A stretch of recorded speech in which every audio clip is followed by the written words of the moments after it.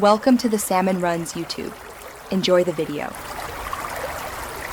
You'll start by ensuring prerequisites are met, updates applied, adapter capability checked, and a clean reboot. Open Settings, go to Network and Internet, then Mobile Hotspot. Once there, choose the source connection and give your network a clear SSID and password so devices can find it. Make sure the toggle is set off while you configure to avoid partial states. This avoids driver conflicts and saves time.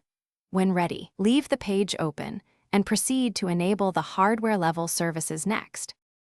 Now focus on the middle steps, drivers and services. Open Device Manager, update or reinstall your wireless adapter driver. A clean driver often fixes hosted network issues. Then open Services and confirm WLAN auto-config and internet connection sharing are set to automatic and running. These provide the how behind Windows managing hotspots. Next, in Adapter Properties, enable sharing on the connection you want to share and confirm IP4 is checked. Once done, run Windows Network Troubleshooter to catch remaining config mismatches before enabling the hotspot. Finish by turning the mobile hotspot toggle on and connecting a device to verify operation.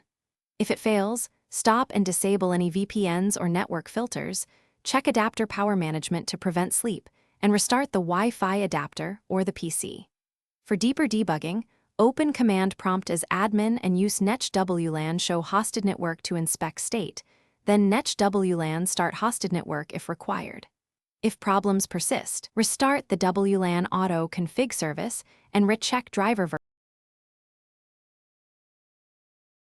Thanks for watching. Consider subscribing if we helped you.